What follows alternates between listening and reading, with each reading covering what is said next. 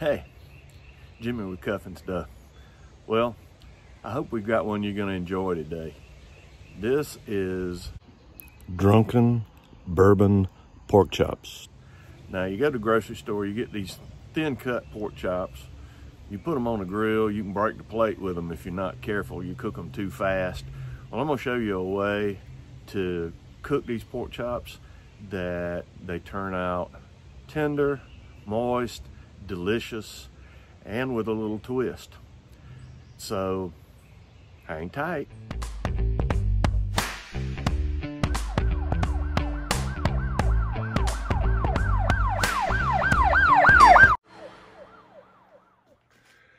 Okay, here's what we're gonna do. We're gonna start with the old standby Lee and Perrin, and I'm just gonna drizzle a little bit of this on these thin sliced pork chops. Now these are boneless. In these days, the world we live in, sometimes you have to use what you got or what you can get, and that's what we're doing today. So got those. I'm using those for flavor and for a binder here. And the next thing I'm going to use, this is Blackstone's Steakhouse seasoning. It looks interesting here, and reading the contents of what it's got in it, that ought to be a good mix with what we're going to do. So I'm going to take and cover this side, and I'm not being aggressive with it at all. I got it on the other side. There's probably already enough Worcestershire just in the runoff, but I'm gonna flip them over here and I'm gonna hit the other side.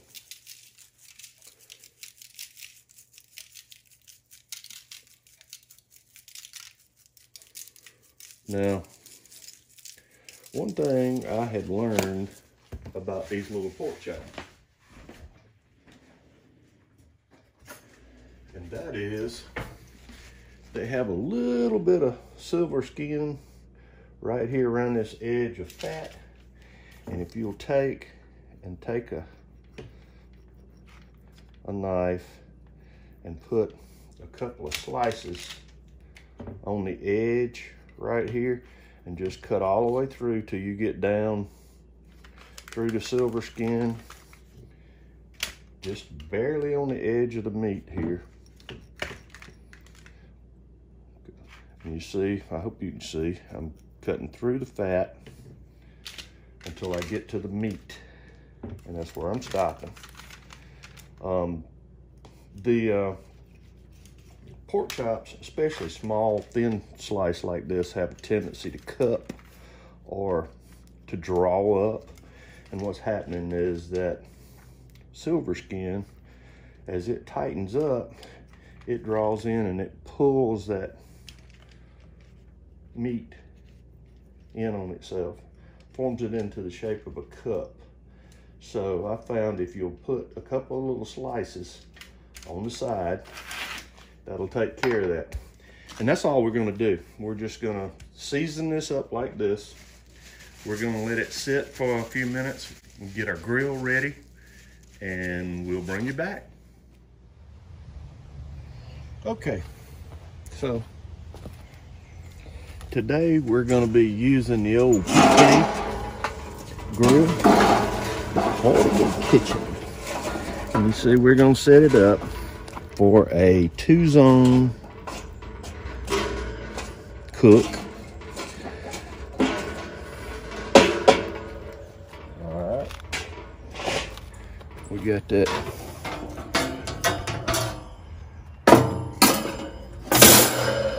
chimney of hot coals poured out on it. Let's take get a grill grate set in there just right. There we go. All right, let's close him up. And I'm gonna leave that one closed, and I'm gonna open that one. Both bottoms are open. I'm gonna let this fire settle down just a little bit, and we'll start to cook. Okay, so while we're waiting on the fire to settle down, I'm gonna set this cast iron saucepan up on top up here. This is a stick of real butter, not margarine. With this, you want to use real butter. To that, I'm going to add a 1/4 cup of brown sugar and also a nice shot of my favorite bourbon. They don't sponsor me. If they start sending me cases, I'll mention them every time. And let's stir this up, and we're going to let this melt. As you see, it's getting the heat from the top of the grill. We're going to let it melt down into a nice glazing sauce, and we'll bring you back. Okay, we've got our grill ready. We've got a temperature probe inside. We've got another one that I'm going to put on the meat, and we're going to start. I love that sizzle sound. Over here on the indirect side, and let's see.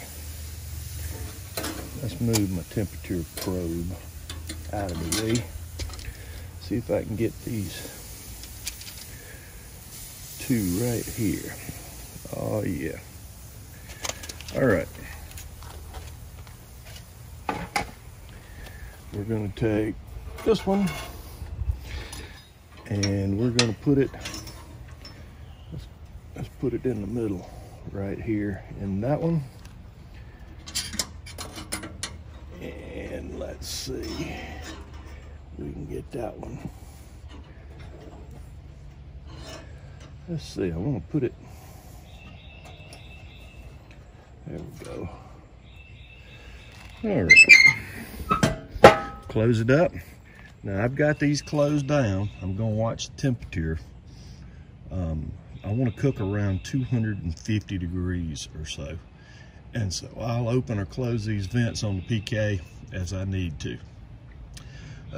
We're going for about 120, 125 internal temperature on these chops, and we'll bring it back.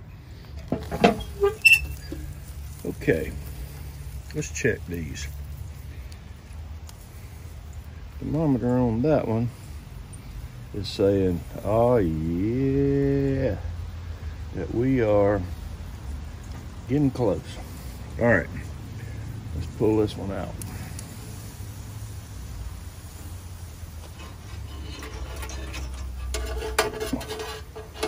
Okay, so here's what we're going to do. We're going to take them and we're going to put them for about 30 seconds a piece right over the heat.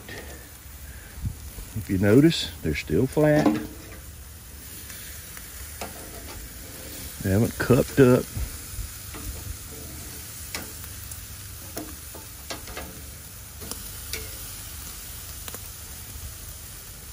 We're going to go right over the fire for about 30 seconds. We'll bring it back. Okay, so let's turn them.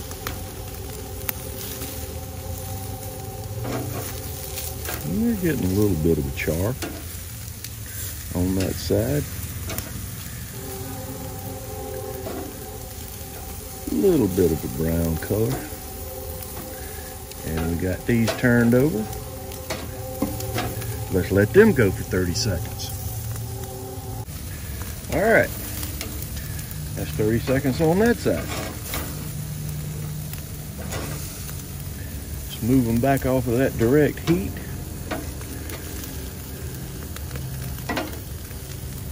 We don't need all that fire for what we're about to do now. All right, there's the plane again. I'm gonna tell you what,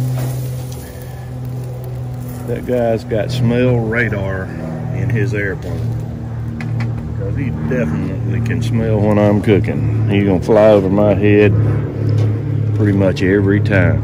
All right, this is our glaze, and here's what we're gonna do.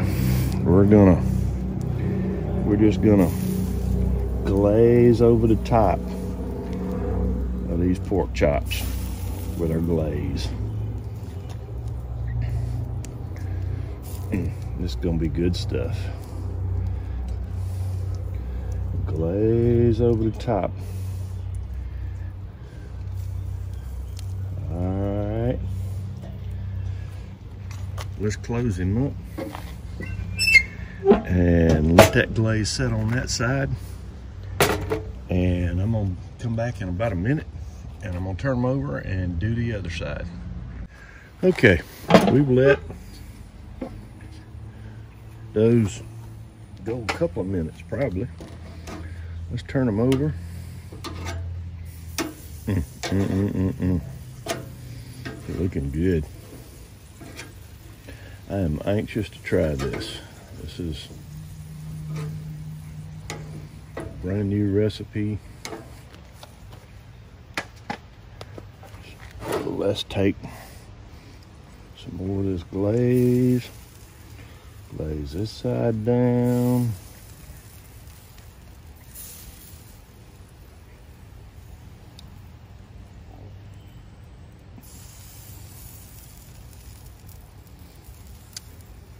Alrighty.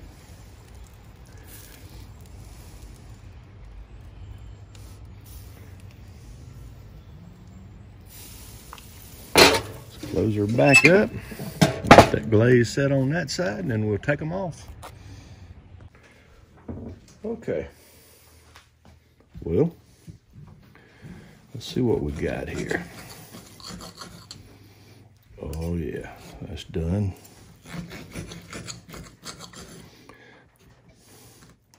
Let's try and see what we got here. All right.